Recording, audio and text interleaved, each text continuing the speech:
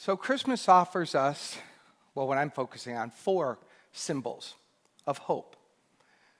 And the first reveals itself in the direction to follow the North Star. The 3 wise men were so inspired by the North Star that they stepped out in faith to follow it. Imagine them doing their work in the fields, presumably quite busy. I doubt that I'm talking about shepherds. That doesn't make sense at all. Imagine them sitting in their thrones with servants all around them, luxury abounding, no need or want for anything. And something stirs in them and says, go out far away. Follow this star to a place that is nothing like who you are and where you are. And that North Star had such a magnetic pull to it that they took off their crowns and, well, they probably wore their crowns in their thrones, but they followed this star out into Bethlehem to a manger, as the story goes. The North Star for us represents that calling inside of you.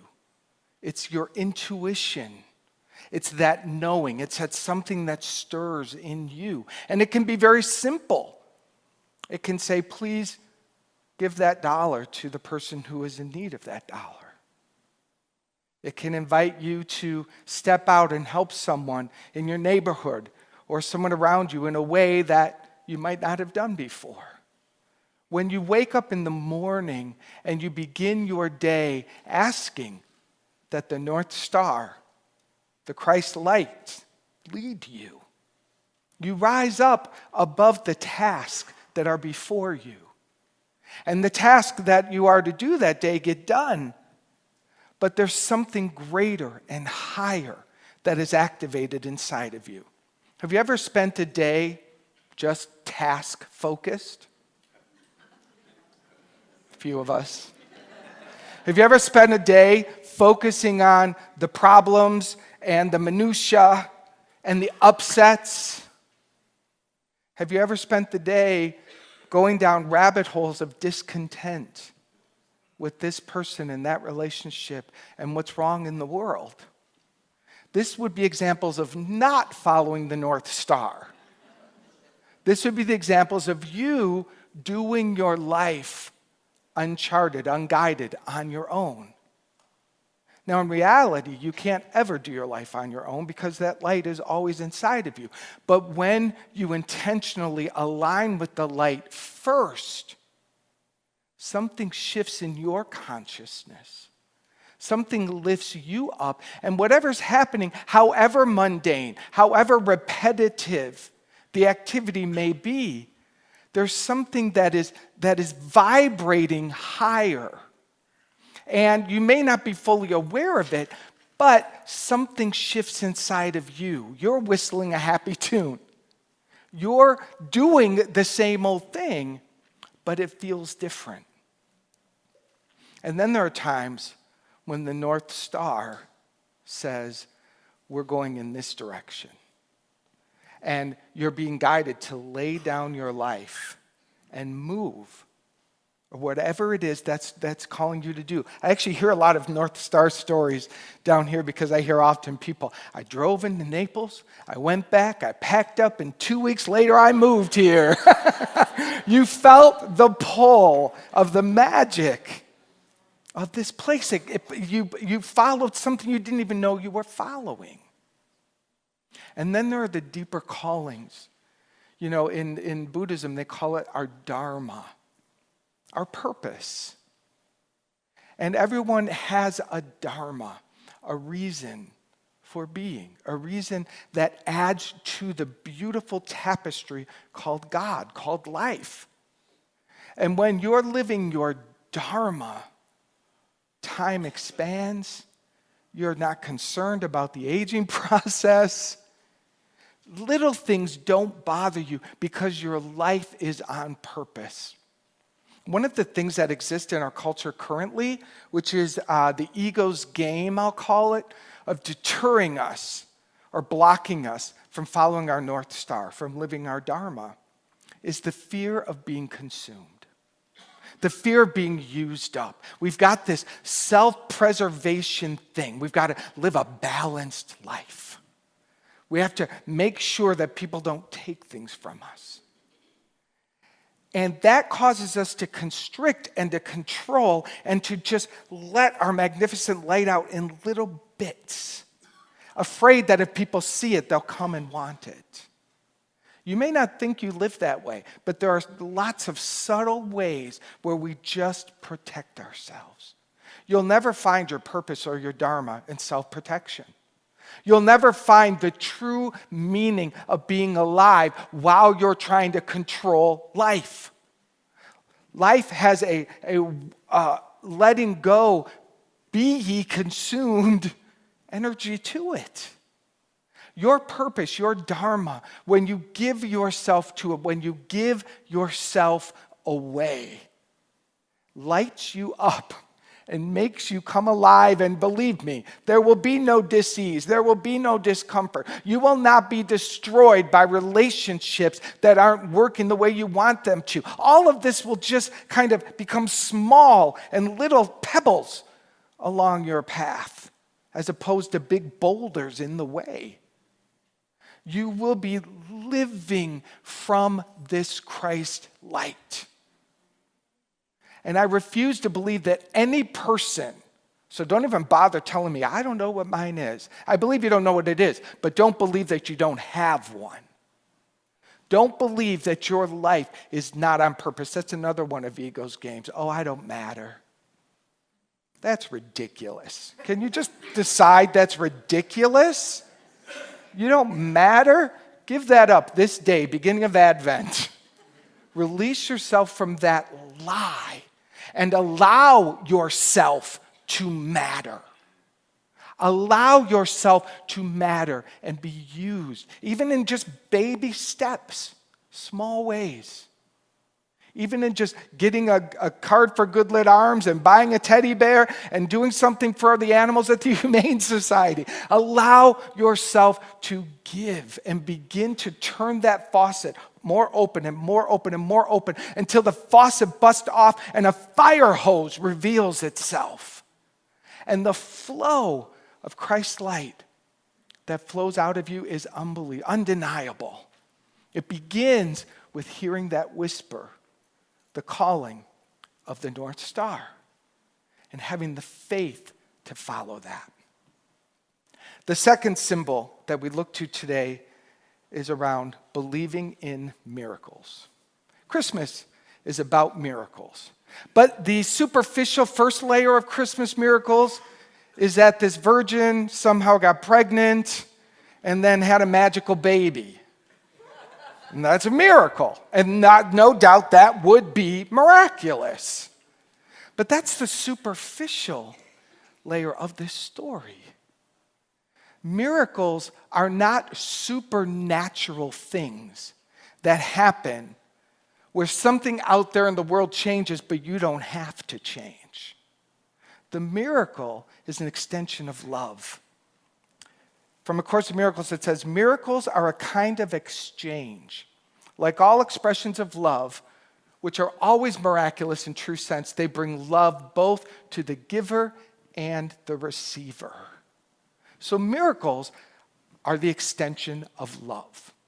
When you decide to follow the North Star, to live your Dharma, and to turn on the love, to become the place where love heals. We're going to talk more about that in Advent week coming up.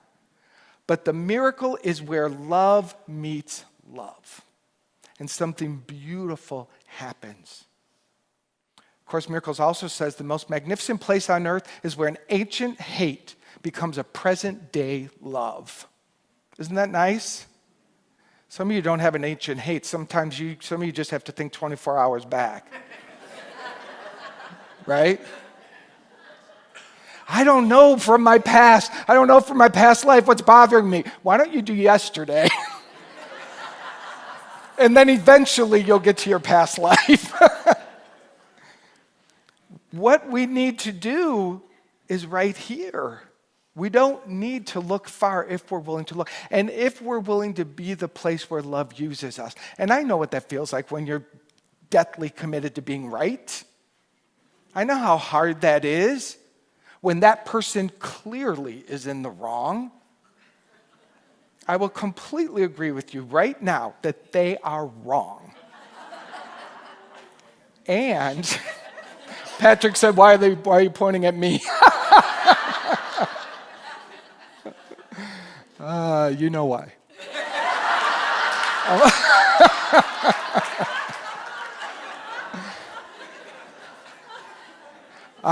Okay, where was I?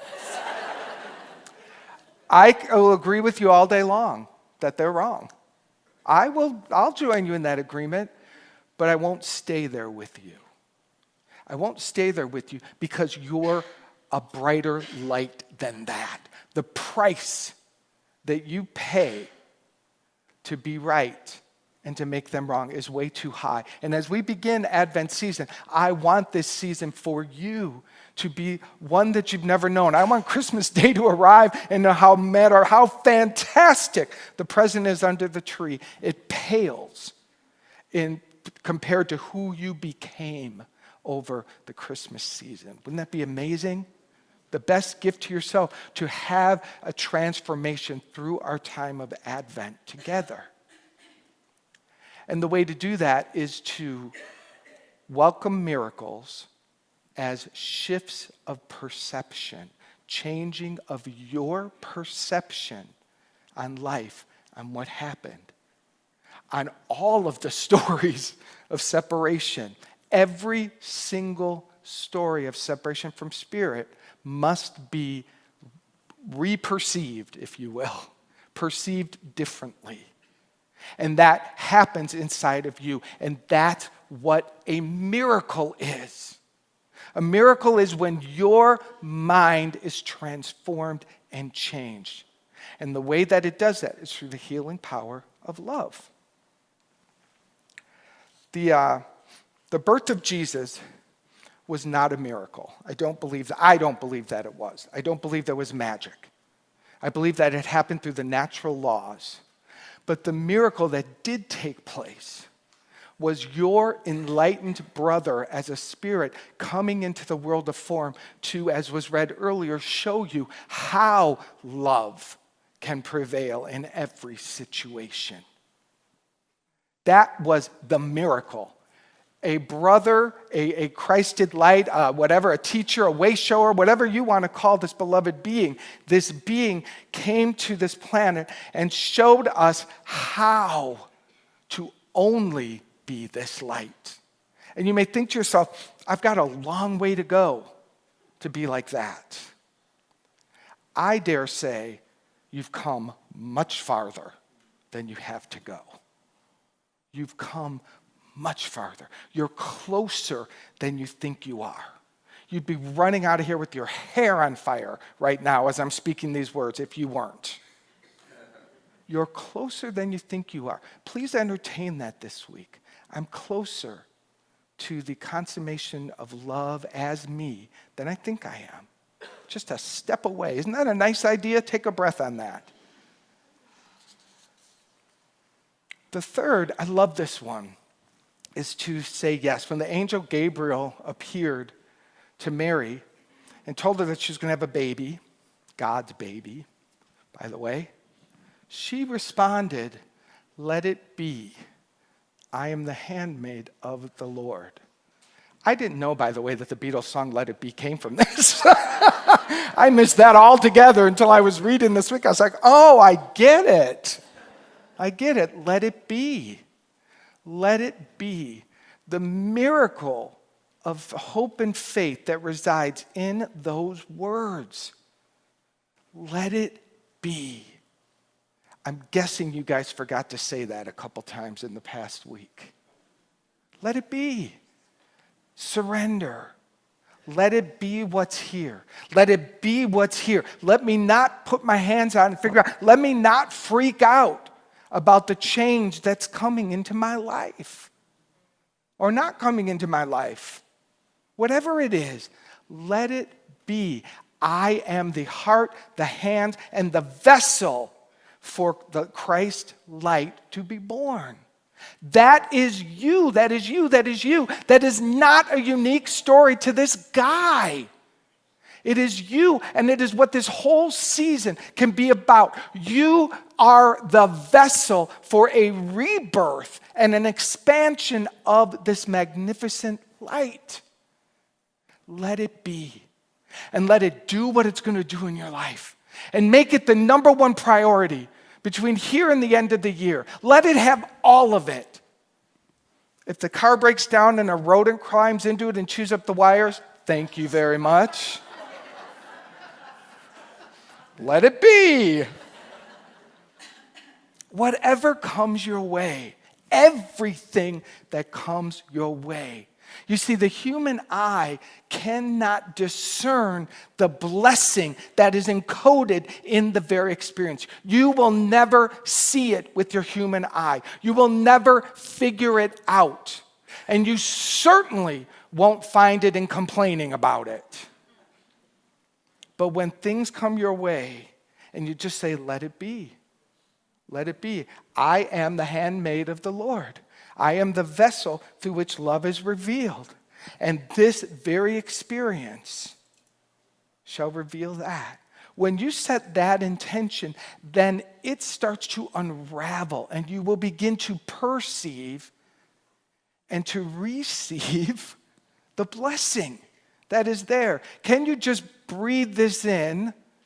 Absolutely everything that happens for you, to you, around you, with you, from now to the end of the year, we'll just take a 1-month leap, is for you. Over this very holy time, can you accept everything that comes your way and just let it be?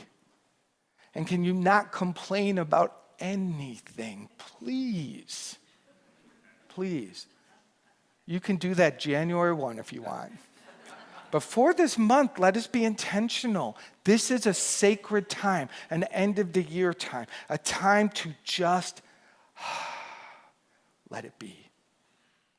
Say that with me. I let it be. I let it be. Exhale. One more time. I let it be. I let it be. And then the fourth one that I focus on today is persist in the darkness. And this is really where hope and faith are activated. You don't need hope and faith in the midday sun. You don't need much hope and faith when everything's flowing in your direction and you feel great. And that's fine. You also don't need your bicep 24/7. You use it when you use it, right? But it is in the darkness.